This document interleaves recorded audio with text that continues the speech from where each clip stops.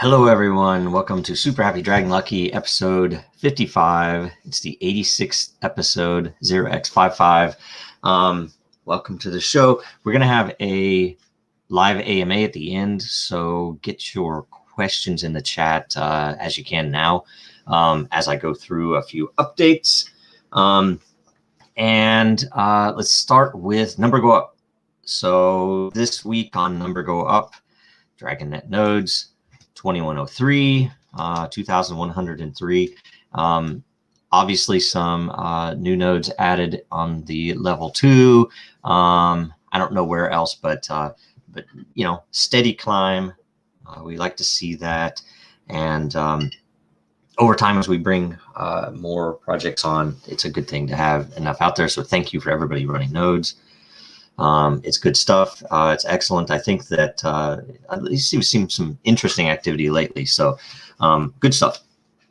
Let's see here. Next on Den, Matter boosting was just launched. Now, we wanted to tell people early on that we're rolling this out in phases. And so the first phase was just to get it in place and to get the system there so we can start playing with it, making sure that certain things work the way they're intended. This is the way we do pretty much everything in Den, but some things in Matter boosting, because it's a pretty unique system, might confuse people, especially in this early phase. So you can, if you boost content, your own content, a post with Matter, you can increase the visibility inside and outside of Den. Right now, the inside posting is not fully completed. It works, but you know people can't see that something is boosted independently. That's coming very soon. Also, too, the arrangement isn't the most helpful, and we did that on purpose because we didn't want to start with something that was too overpowered. And we just did a direct matter to energy translation, and that's not the best thing, and we know that for positioning of a boosted post, as an example, inside of a layer. The intent and what we're working on soon is adjusting the feed to include interleaved boosted posts based upon their performance, basically. So that's coming, but in the meantime, the outside boosting is already in place. Now, the thing that we have to finish there is to get the boosted rewards into the payout reports, so that somebody who actually went and shared a post externally in Twitter or Facebook or LinkedIn or an email or Reddit or wherever else, that the clicks do get them awards from a pool intended that specifically from that boosted matter. So if I put 1,000 matter to boost a post externally, the more clicks that your link on Twitter gets, the more you get of that pool, right? And barring any bot activity and things that the system does look for, it's an interesting capability, and we just have to get a few more things built so that you'll be able to see the the full vision come into play.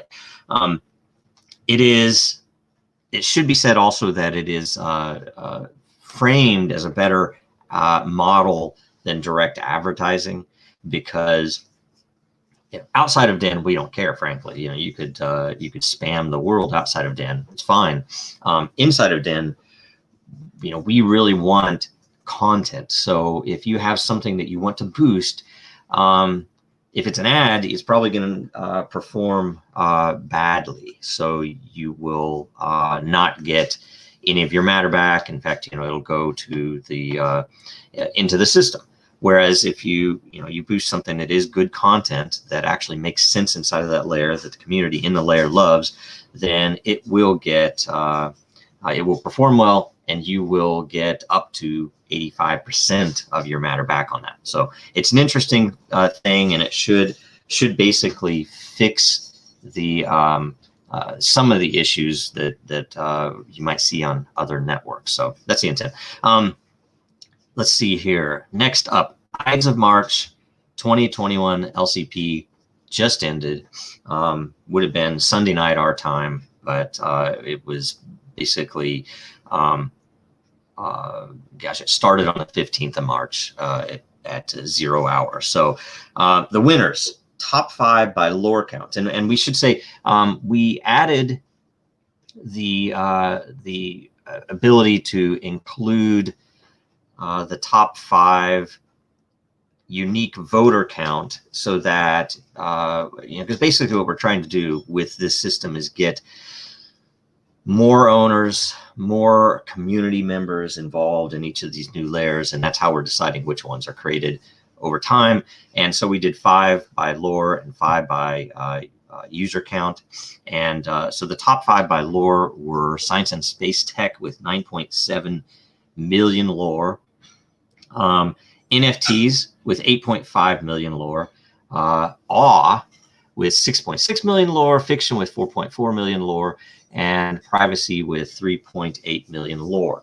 The top 5 by unique voter count was NFTs with 47 users, science and space tech with 42, fiction with 30, corollary with 28, awe and privacy tied at 24. Now they're both already in there, so it didn't matter, but we actually got corollary in because of the unique voter count. And it was interesting too, because NFTs was a new proposal that actually got more voters than any other, which is really pretty interesting. It's topical, right? So 6 new layers will be created. It should be this week. I don't know the date or anything, but they're already working on it. So pretty good stuff. Pretty cool thing. The last thing to talk about with Den is a bad content evaluator pool. There are a few different issues all floating around about how we can improve various things inside of Den. So keep brainstorming and thinking about anything you're seeing and how we can incentivize better behavior by everybody. And when I say better behavior, behavior that grows the community, produces better and more content, so on and so on.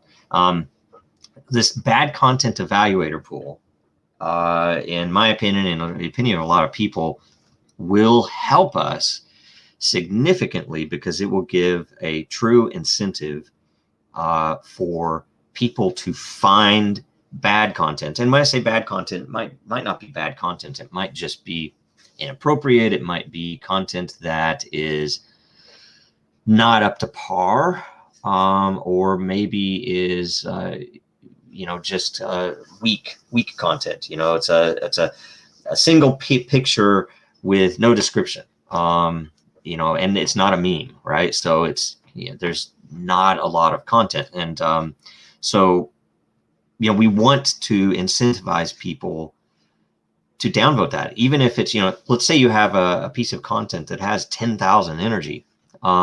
Let's say it's not good content, and maybe they got a ton of energy just because of timing or because somebody's trying to manipulate it. They're some coordinated attempt to mine more matter, right? If the community, even new members to the community without much matter, simply vote down by 1 on that content, it drastically reduces its weight in the matter mining algorithms. So because consensus is a huge part of that. The energy gives us the magnitude, but the consensus really determines whether it's positive or negative. So think about that, and hopefully we'll have more info on that soon. It's on the schedule. We're going through a couple of other things, particularly with the LCP and with the boosting, that as soon as we get those done, we're going to get onto the negative trending pool. So, okay, the next thing before the AMA is a quick take on hybrid. Again, it's topical, right? So we thought we should we thought we should cover this because there are some conceptual things that people should know about related to NFTs. I mean, NFTs have been around for a long time. We actually even considered a lot of interesting things with NFTs very, very early in Dragonchain's history, but including before we were a company. I mean, even at Disney, we were going to use the capabilities, particularly of tagging a physical item or tagging a virtual asset with a unique serial number and the ability to transfer. At that time, there were no standards for it on Ethereum or any other network for that matter.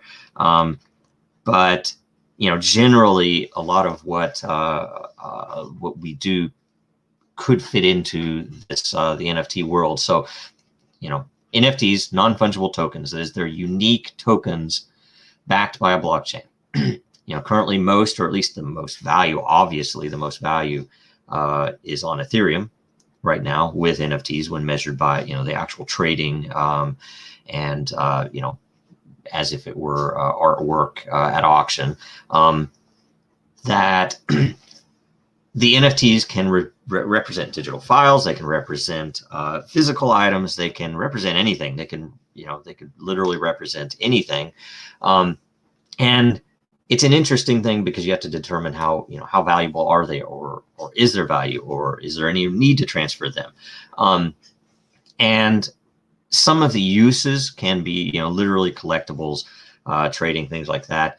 But they can also be used for access and gating. Like say in Den, we use them for access, certain features access inside of a layer. If you have ownership, as an example, a very simple thing is you can edit as many times as you want without an energy cost if you own a single lot from that layer. There will be governance in every layer based upon lot ownership. If someone wants to change the banner because they don't like the color of it, that they can propose a new banner and the rest of the community can weigh in, and if it passes, then the banner's changed.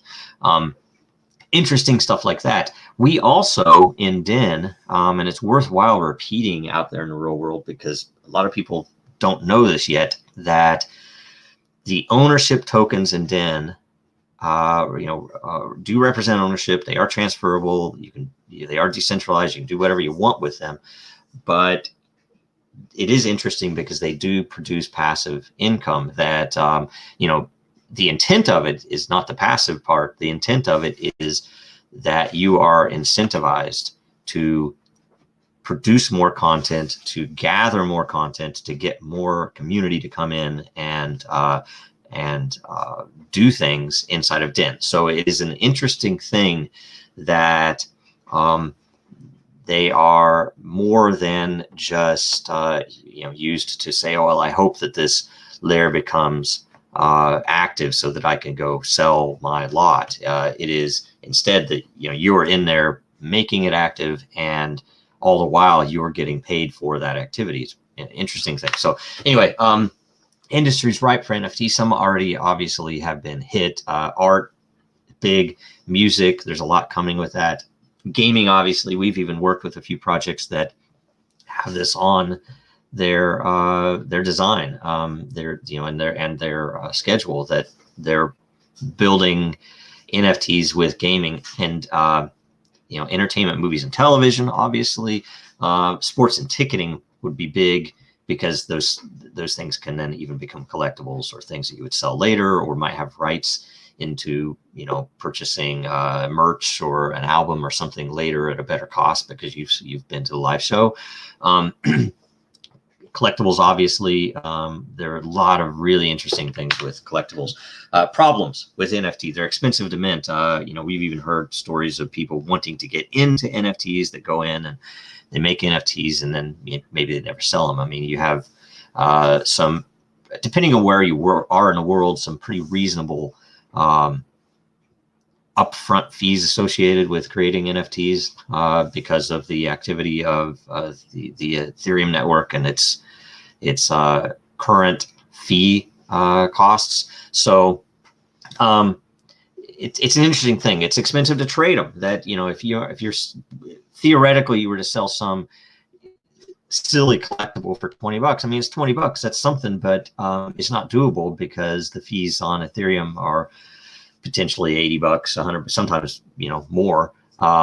You never know. And so it's a huge, I wouldn't say weakness. It's a huge barrier, basically a hurdle to really getting a lot of adoption and, you know, really having big things happen. I mean, not everybody is going to buy a Beeple piece or something from a Christie's auction, right? That's very, very big, and it's the liquidity is not high enough, right? So licenses usually are not included right now. I get a lot of heartburn whenever I look at some of the platforms, because I'm like, guys, if you just put in, you know, have the artist agree that yes, you have digital rights if you own the NFT. You know, maybe the artist still holds if there is a physical piece, or maybe the artist still has some rights to put it in their portfolio or something. But it would be a beautiful thing if you had legal digital rights.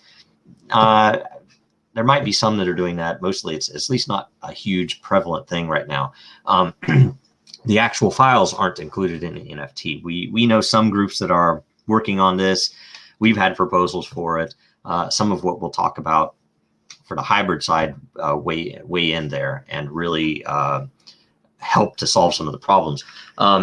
And metadata can be edited on some systems even after the sale, which is a potential big problem. We've even heard of a couple of, and I'm very busy these days, but I've heard of a couple of cases where the artwork has actually been pulled because of wherever it was hosted dropped, right? It's a big issue if you're gonna pay real money for an NFT and then the artwork isn't even where it was supposed to be after you paid for it. I have no idea how that could even work. But anyway, so hybrid NFT. So we're talking to a lot of people about this, and this basically is the fact that you can mint an NFT on Dragonchain for less than a penny. Let's say you need to do it en masse. You have a portfolio, you have thousands of pieces, you're a studio, you're a record label, something that you know, you have a lot of content, and all of that content can be issued in some way. I don't know if the term is issued, but you can create NFTs as collectibles. Even you could put anything in that NFT because it's Dragonchain. So you could put the files, if there's a single file that is, you know, kind of the representation of that NFT, that can be on chain. It can be proven all the way to Bitcoin and Ethereum, but you can also put all the metadata.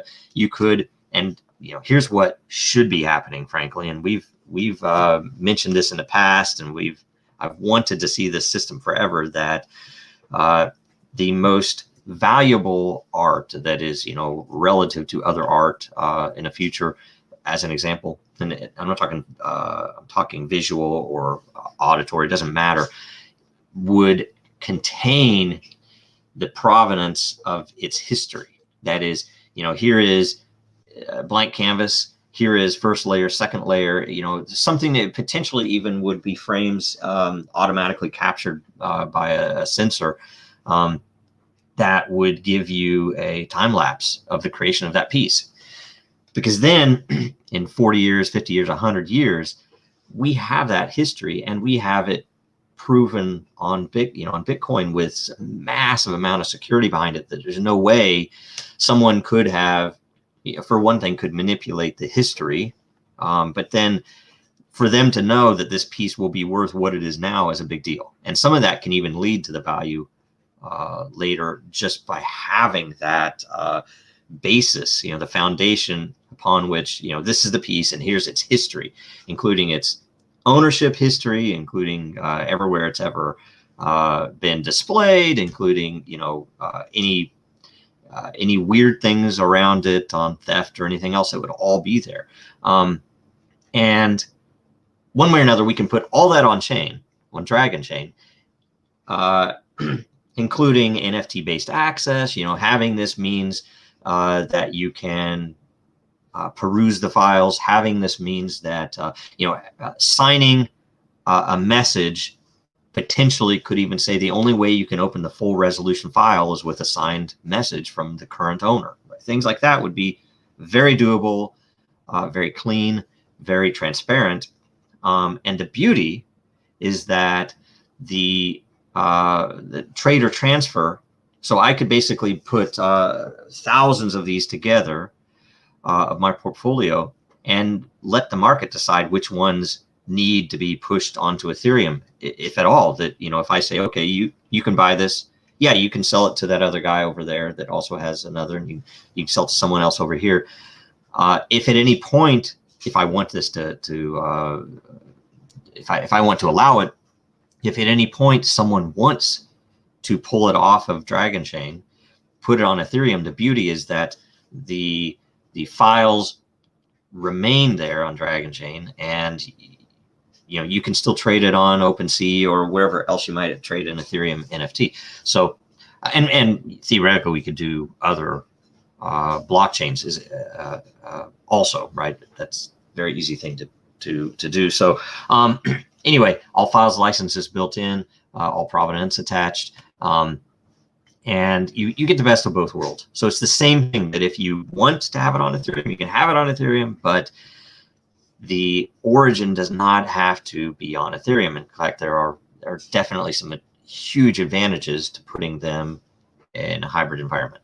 So that is the quick take. Sorry, I rambled a little bit more than I wanted to, but now we will, after this, go to AMA, right? BC Exchange is a safe, easy to use, US compliant exchange. Because cryptocurrency is such a young industry, there's still a real lack of transparency. So we are actually using Dragonchain's technology to help solve these transparency issues. BC partnered with Dragonchain to take advantage of their anti-fraud and transparency systems. So using Dragonchain's technology, we're actually able to use provably fair tech to verify that our order books and trades and executions are all very transparent to our users. This alone makes BC the only provably fair exchange in the entire world. I have more than 20 years experience doing large, technically complex projects. One of the things that I was really pleased with in working with Dragonchain is that it allowed us to do the integration with their technology very quickly. That's what makes Dragonchain and this a perfect partnership. All right, let's start with some questions. Okay, parameter value.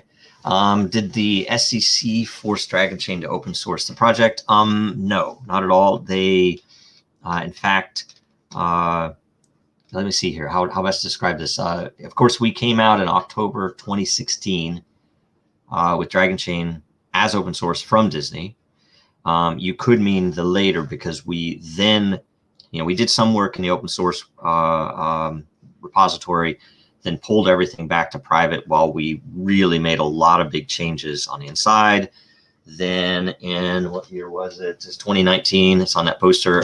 We open sourced again, and they had nothing to do with it. We did that on purpose for all of our own reasons, so it was all good. Okay.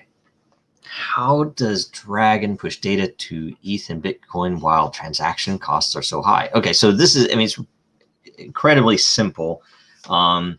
It's one of the simpler parts of the architecture that, and every part of the architecture has a take on scaling. Whether it's the business side, the reason that Dragonchain can scale so well is its architecture. And on the business side, you have to think about it. And this weighs into what you're asking. But on the business side, I am dealing with a hybrid blockchain. So I have a node, which happens to be Kubernetes, Docker-based deployed node that I can build anything in. So if I'm not working on blockchain, that's what you'll typically see in the real world anyway. So I'm building a system as I would build any system anyway. And because it's hybrid, I don't have to deal with a lot of the pitfalls and unknowns that happen on fully decentralized blockchain smart contract platforms. That there's so many things, and you have to say hats off to Ethereum for and other platforms even for having produced some of these, but it isn't an engineering exercise, it's a business exercise. And that's really what we were after. So one way or another, having that ability to produce millions or even billions of transactions in a business system, on a business node or nodes, really, when you think about it, makes it difficult to interact with all of those transactions with Ethereum and Bitcoin, because they can't scale to that level. There's, the fees would be outrageous, and the network congestion would be unworkable. But how do we do it? How do we tie into those? And that's Ethereum Classic, Binance in the past, Neo in the past. We literally do it by aggregating the level 4 blocks, which are the sum total of all of the lower level verifications, and we aggregate those into a level 5 node. And the level 5 node then, on a cadence, a configured, programmed cadence of time, will hash all of the aggregated L4 blocks and put that hash on Bitcoin. So it means that if Bitcoin, and it's happened in the past when Bitcoin fees went up so radically, we just increased the delay. And it's a trade-off, right? But it's actually a very beautifully balanced trade-off, because we can keep certain of these interchained blockchains running fast when their fees are low. When those fees go higher, we run it slower. And in the end, for the people running a business node, my blocks, it's a true spectrum of data consistency that right away I have immediate verification of my own work, my own activity, or my customer's own activity on my business node. I then have, within seconds, some level of decentralization. That is, you would consider it, some might call it staked verifications, but they're time-based, proof of time-based verifications on these independent nodes throughout the network that gets you immediate decentralization. And then within minutes or hours, you get onto Ethereum, Bitcoin, Ethereum Classic, whatever else.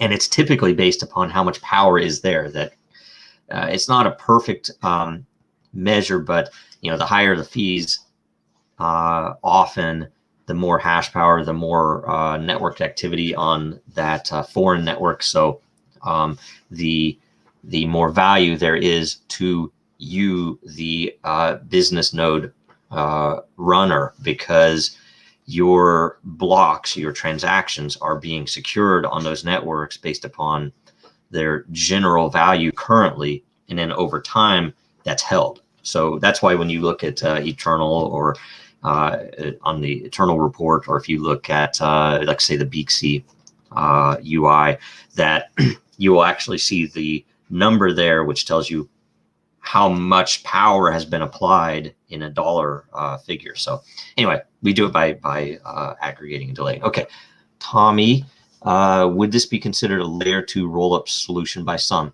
I don't know. Which, if you're talking about the NFTs, potentially, yes, it could be considered that. I don't know that I would call it a roll-up. I would just call it interop. I think some of the terms that people use get too loaded, and there are too many that are dogmatic about things like that. So it's software, right? So if you look at it as software, we can answer any questions you have. Let's see here. Joe asks, will we interchain with Cardano one day? I mean, who knows? If there's a business reason to do it, yes. If there is a value in their hash power, or their sorry about this. I don't even know what the proof is for Cardano. I feel bad now. But whatever the network value is, potentially, the best way to look at candidates for it is to look, and I can't remember the site name, but there's a site that shows you ranked hash power, and it's mostly used to help you decide what to mine and what to convert it into and things like that for efficiency.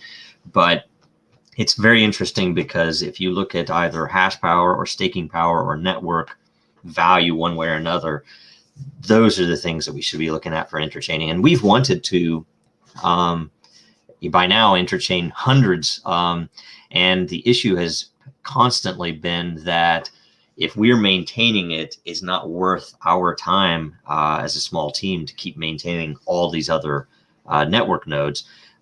The real goal in that is to, integrate with others. And we have a few partners that, we're wanting to do that with that are up for it, but their team's busy, our team's busy, so it hasn't been something that we've had a business reason to do yet. Let's see here. Any update on CTLC from RS? Let's see here. We don't have any current updates. I've made mention of it in Den a few times in answer to a few questions if you want to search for it there.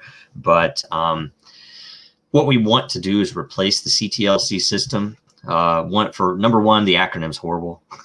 We never really liked that name. Number two, it was always kind of half-baked. We put it in there because we needed it in there, but at the same time, we didn't have a proper mechanism, and we did not want to become an exchange or anything like that.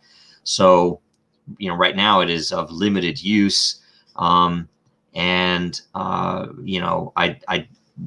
wouldn't want to push people to get to put their time in. It's a small amount anyway, so it might not matter. But what we're wanting to do is much more bold, and I'm hoping to be able to start to talk about it at some point in the future, but all of that depends upon adoption, and as the contracts roll in and revenue comes in. It depends, very much.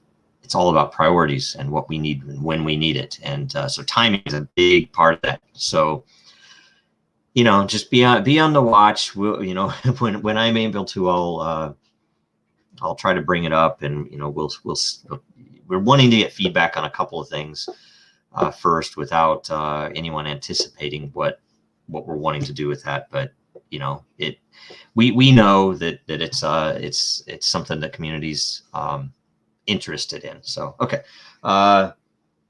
Logan Driscoll, how many L4 verifications can be aggregated, or does the hash that is pushed to chain just adjust according to the inputs? Theoretically, it's unlimited.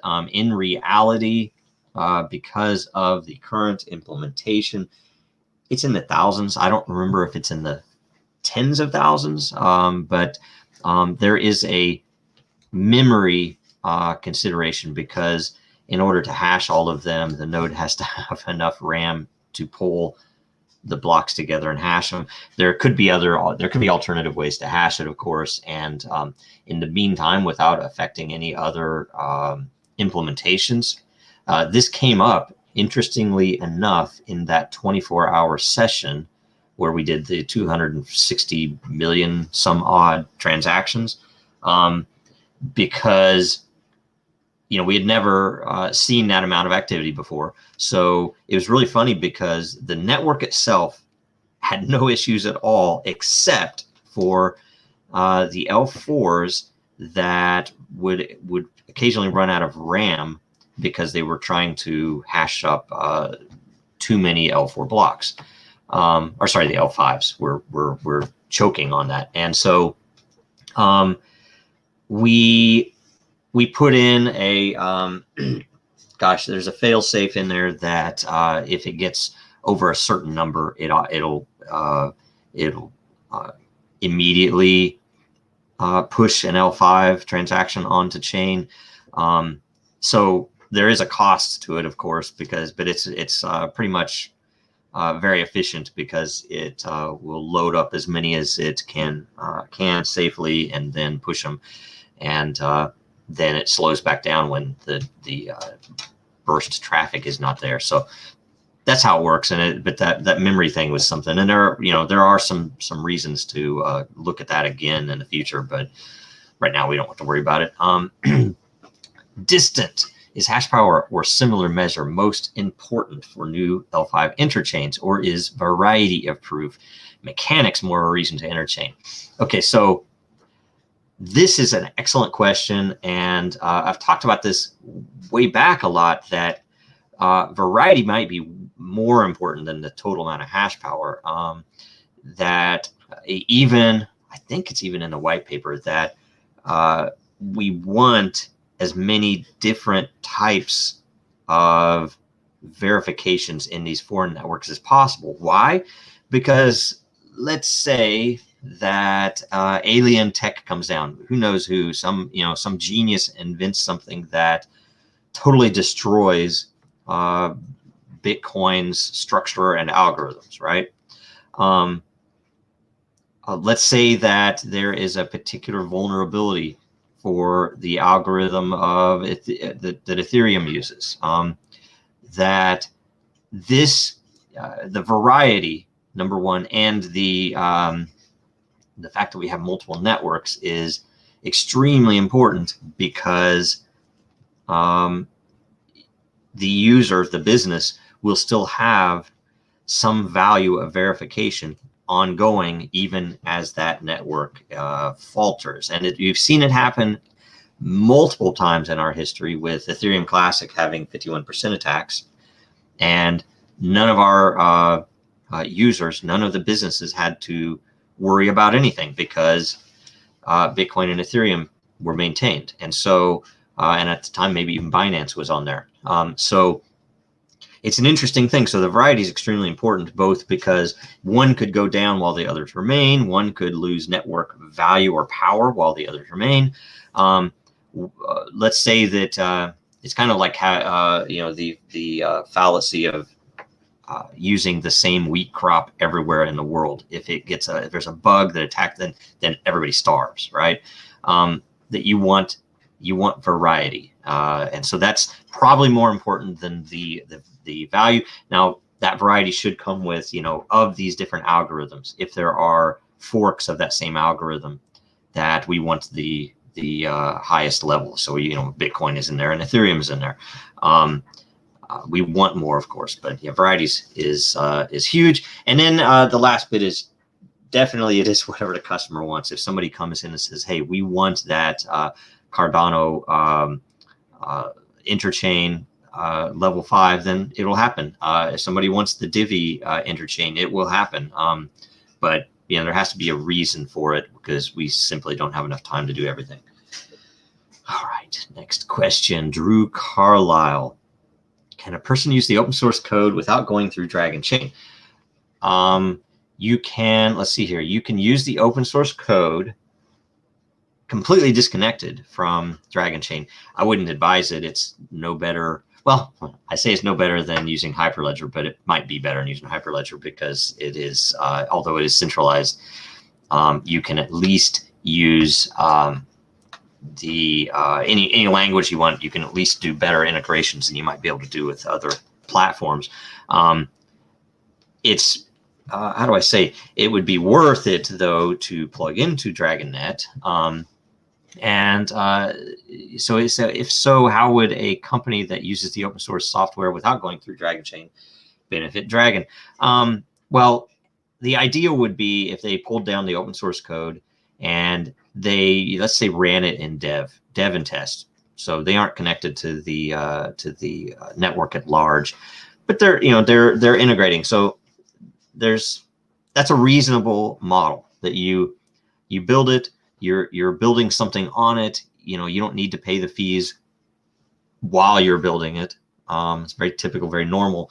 But then it doesn't make sense, especially with the low fees, to plug in. You have to understand why. And you have to understand what the value is with that network, that amount of proof and integration and everything else. But yeah, definitely the open source code is open source. Anybody could do anything with it. There was one group, I'm not going to bring light to, that actually declared they were going to fork it and use it. We think we know who they are, but nothing ever came of it.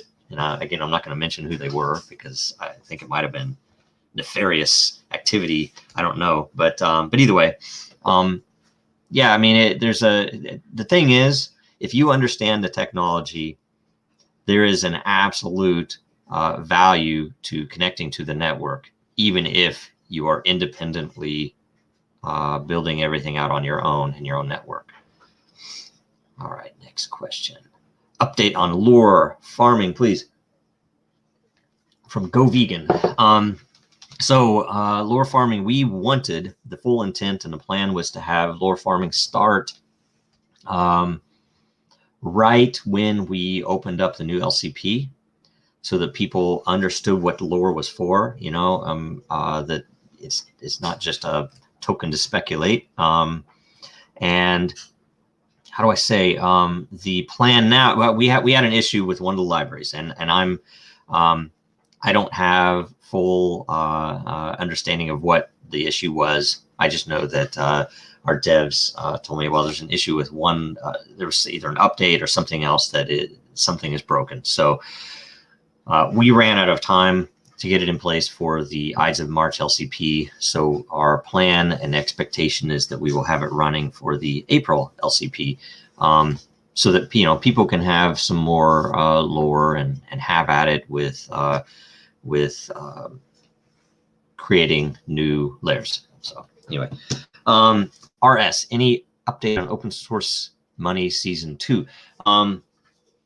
You guys all know JD, so I talk to him at least a few times a week, and he's been working with I don't even know what you call them, but the TV people, and you know, we have a few options. I don't want to expose, you know, it's all of the typical players you'd expect for both re-release in season one, because we really want to get it out for everybody to see everywhere in the world and not just in the US on cable. So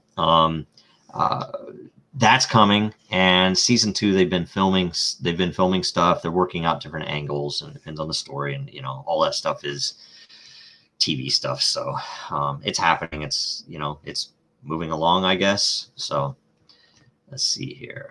Next question. No more questions? I can talk about the one question, and let me see if I can find it. This one, because this popped up in the community and I don't have the best answer. It's not a bad answer. It's not a good answer. You know, we've heard something declared from someone, and you know, someone with some level of authority, but I don't have direct confirmation. We don't have official confirmation. They aren't saying in particular, you know, what they're using it for, or how they're using it, or why, or how long, or anything else. You know, I believe the person that had, you know, brought this up originally, but again, I'm not going to say anything because there's nothing official, right? And I did speak to people inside of that group and they wouldn't acknowledge it. So I don't know if it was them holding back or something else, but I just don't want to put ourselves in a position where you guys think, oh, they're using it and they're going to sign, there's some imminent declaration. We have no idea, right? It's just a thing. And I know that's what that open source question was as well, you know, about, but one way or another, we hope them the best. And I hope that they understand that if they plug into the network, if they aren't already, because literally they could be plugged into the network and I wouldn't know, right? And, you know, you guys can all see the metrics, and that's why the metrics are there. Because frankly, in the crypto world, the funniest damn thing ever is you have all the transparency in the world, and yet crypto Twitter runs on freaking Justin Sun announcements of announcements that don't end up happening, right? I used your money to buy a multi-million-dollar lunch with the Oracle of Omaha. Yippee! You know that this dude is going to convince the Oracle of Omaha that cryptocurrency, the best thing that could possibly happen out of that is that Warren Buffett buys Tron tokens. So is that what we want? No, it's ridiculous. And so, you know, we had people inside where you guys all remember the Starbucks fiasco and how much hate I get for calling it out, that we literally kill any potential of that contract because of all this speculation. It kills the stuff. You have expectations set, which are higher than they need to be. And then, you know, now if we delivered, you know, a major organization, it's like, it's not IBM, right? You know, if it's the craziest thing, that expectations matter, and speculation needs to be, you know, it needs to be kept at a minimum because it's not valuable. So, you know, it is very much about look at the adoption metrics instead of an announcement. I mean, we might sign something that we can't tell you guys about, and we have to be very careful about that stuff because it's real business, you know. And the beauty is, you guys get the metrics, you guys get to see what's actually happening on the chain in the way that it matters. And you know, everything's slow, right? I mean, I wish that we would be where we are now 3 years ago. You imagine if we had 3 years ago what we have right now, how crazy it would be. And I would have still had to deal with all of the tribalism and all the BS that you get on crypto Twitter. So, you know, you have to think about, like, what have we built? That's all, you know, that's all as public as it can be. We have some things that we built that we haven't been able to release yet. You know, you guys know things about that. And I talk about the tech, and we talk about the vision, right? And it's very much about, you know, building things to show what's possible on our own, helping people build things that they can't do on any other platform, and scaling like crazy, right? And so, you know, I have high hopes for 2021, but let's not ruin it by, you know, blowing something out of proportion that we literally don't know enough about, right?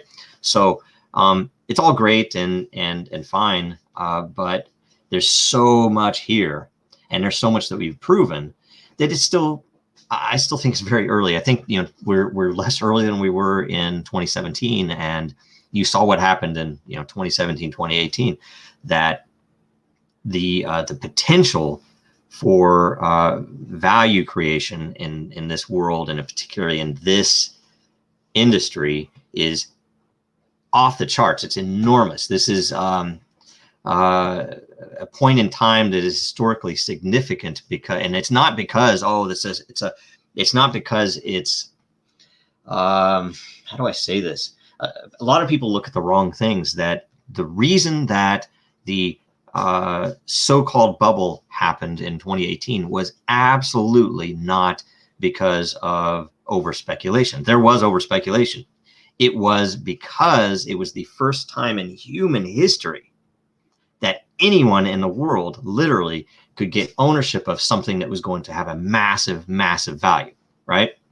And Bitcoin and Ethereum weren't attacked because the powers that be, regulators in nearly every country, knew they couldn't actually ban it. They couldn't actually stop it. So they've kind of gotten a waiver. Everyone else has been attenuated in value because of all of the regulatory uncertainty in every country, right? And in particular, a lot of the ones that did really well were the ones that were probably the worst actors, because they didn't give a shit. They would just go out and, you know, say whatever they wanted to say, and you know, let things happen, and then people, you know, throw their money into them. So you just have to think about it and look at you know, look at considerable value created in .com era and other, you know, that the ones that created the value weren't necessarily the ones that blew up. If, you know, I lived through that, and yet even living in America, I had no part in it. There was no ability for me to invest in the stocks and the IPOs that I would have invested in, because I didn't live in Silicon Valley. I wasn't a millionaire, so on, so on. this industry is the first time that people can actually get in with utility on top of it, and not even just, oh, I have an ownership and I'm going to sit over here on the side and do nothing. That in this industry, you can buy parts of these networks and you can use them, and you can build your own value inside of those networks. And it's an amazing, crazy thing. And we've seen it inside of Dragonchain with community members buying things or building things with their dragons, and it's beautiful. And there's going to be more of that, and we just have to be patient, because all this stuff will come. And the big players have noticed us. We have seen some groups that we don't have an agreement with, but they've had to contact support for various reasons. So we know some much larger corporations and entities are playing with and using and doing things with Dragonchain and the platform. But I'm not, it's like we're a business, so we have to follow all the rules, and we have to do everything. But here's the thing: in the end, that value that is brought to the network itself is enormous. I mean, the difference. I mean, I could have told you in 2017, I could have told you in 2015 that this architecture was the way to scale blockchain, right? Now we've proven it, and we've built so many things on it that would probably have been impossible for someone outside to fathom, right? That because of tech press and everything else, no one 2 years ago, 3 years ago would have told you that what we've built on the Academy, on Den, some of our other partners like the Rainmaker system would be scalable, would be possible, would be in fact user-friendly. Is still, we still see people saying it won't be valuable until it's user-friendly, until grandma can use it, right? And I happen to agree with that we need normies to be able to use this tech without knowing they're using the tech, not to have to go buy a hardware wallet just to use the system, right? The hardware wallet comes in when they realize they've accumulated or produced value or have some other security reason to have a hardware wallet. But in the meantime, it's like, why does somebody need a hardware wallet? And just because they're wanting to use a social network, we want them to move from Facebook. We don't want them to think that, oh, that's only for the techies. That's only for those crypto Twitter people that are so rude, right? So anyway, that's the big picture. That's me rambling a lot, but all this stuff's very important, and it's we just have to be careful. And I'm not saying don't talk about it. I'm just saying I'm not going to answer it unless I officially know something, right? So it's up to you guys to talk about what you know. So all right, Don Holland, Seattle opening up. Any thoughts about integrating Rainmaker into Den? Is Den open to partnerships? Okay, Seattle opening up. I don't know if that means a COVID thing. I have no freaking clue. The governor here has us all under some type of stupid lockdown just to put all the restaurants out of business, I think. But whatever it is, I still go out and I scare people without a mask and whatever else. Everybody here is wearing a mask walking down the street. It's absurd. But anyway, so I don't know. Again, I want to move. I want to move in the end. But Seattle's great, Bellevue's great, but I don't know. I just don't. I'm not a good fit here. Maybe. Any thoughts about integrating Rainmaker into Den? We don't know. We do know that there is a definite crossover with. Let's see here. There's a definite crossover with Factor. That My5Factor is actually building out most on Rainmaker first. Then it's going to be when that is in place, we're going to move over some of the mobile pieces and the various verification and identity pieces into Den, where it is sorely needed. That's by the way, one of the other answers that I haven't been bringing into the conversation more is once we have a flexible decentralized identity built into Den, we're really going to be able to counter some of the bot attacks and some of the potential manipulation attacks, because you're going to be able to, with safety, to verify who you are, at least better than you can right now, right? And as for Rainmaker into Den, we haven't thought about it much. I know that Rainmaker will have a DIN layer. I don't know the timing on that. And I also know that DIN will be using Rainmaker to promote itself in actual marketing campaigns. So there's a bunch of really cool stuff happening with Rainmaker that I can't cover right now, but they're working as fast as they can to get some new features plugged in so that when they roll out soon, and I know that they have, it's really amazing because they have a bunch of customers lined up already. So it's going to be a fun thing. So make sure you keep up with that so that you can help out when they turn everything on, because we're going to need a lot of people in there to use it.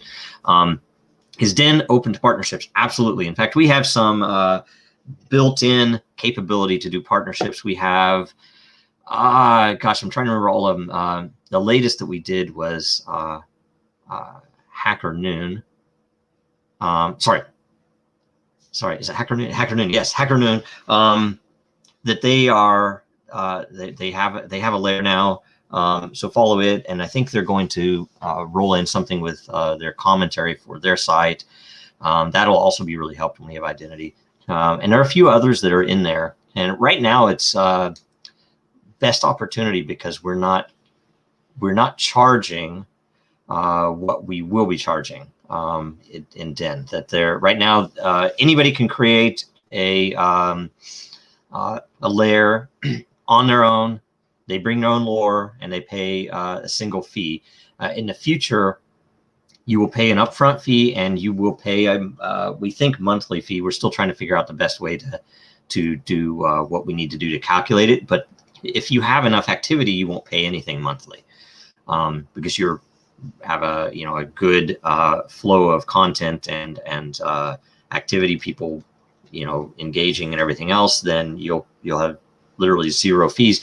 But if you're just squatting on the layer, then you're going to pay a lower fee over time. So you can do that, but it'll cost you. So anyway, there's that, and I'm trying to think.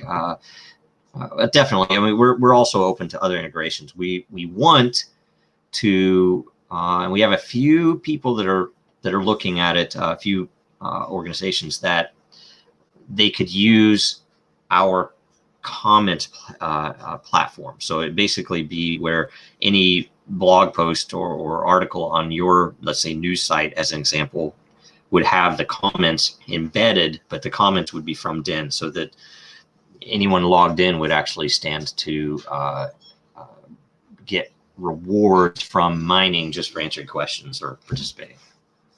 Do we have any more? Yes, Logan Driscoll. Anyway, we can get all historical data on the metrics page versus just a trailing month. I'd love that. Let me think here.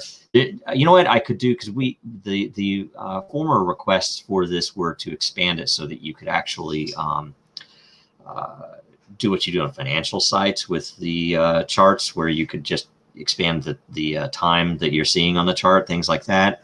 And we've just not had time to do it. So we thought, well, later. We want to do it. We just haven't had time to do it. There might be a simpler way to just give the CSV data or something, where it's, here's all the data and you just download it, right? That might be a better way to do it. So let me, I don't know why. I don't know if we haven't thought of that or not, but that might be something we could do sooner. We'll see. Can we get metrics faster than once a day?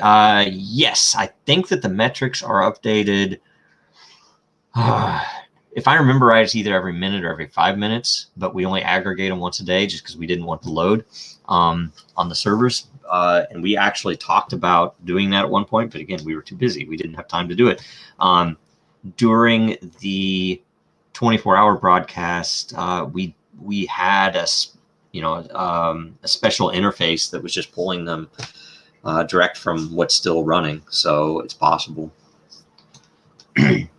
Brandon Jones, what do you think about DIN becoming something like 4chan or 8chan, Infinity Chan, I should say, maybe, where you can see the darkest things on the internet?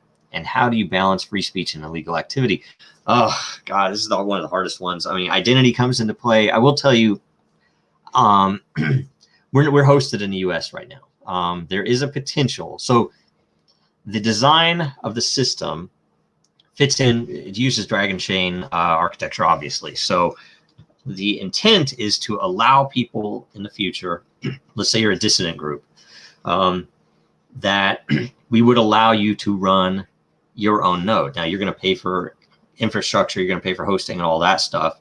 You're going to pay us to make it connect, probably, in the very least, at least with transactions.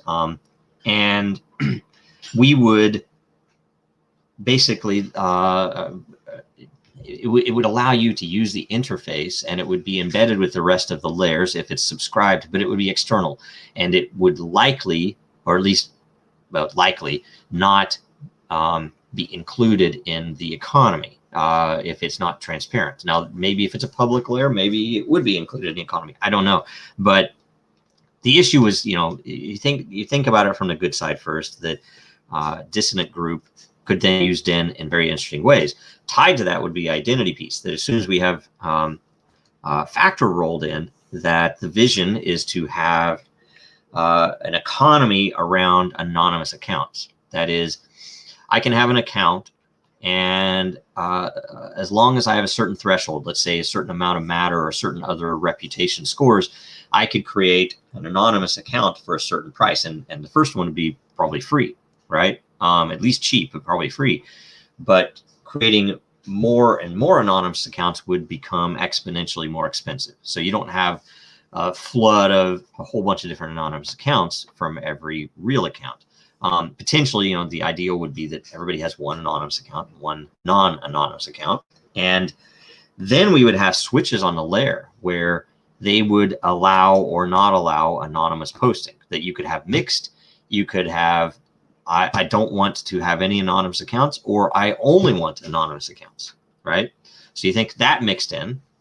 But then other things, it's based upon local law. There's no way around that. But we have thought about, having a separate set of servers that maybe were hosted in Japan, and especially during the election. Geez, we were, really worried about some things, and we still have some concern about when we're ready, pushing the mobile app into the app stores, because they killed a few other mobile apps, and we're like, well, we don't really want them to do that. So we've been, looking into what's needed in the mobile app to not, increase their scrutiny. That if they don't like that we have memes, or don't like that we have red pills layer, they can remove it. And we do have the ability for admins to remove illegal content, and all of those things that you pretty much have to do. But there are angles, and there are even angles for people to partner in ways that might make sense with this very subject. So is that everything? That's all. Okay, last question. All right. So thanks for joining. That was over an hour. Sorry about that. Do watch us again next week, next Tuesday, same time. Follow Real Denizens, follow Dragonchain Gang, follow me, Jojo Rowe, on Twitter. Sign up for DEN if you haven't. I still see a lot of comments in Telegram and in Twitter that would be earning a lot of matter if they were posted in DEN. So, particularly some of the memes and funny things around Dragonchain. I mean, I have a tendency to overvote on Dragonchain things. So, get in there and do that. And that's it. All right, I think that's it. So see you next week. Thanks.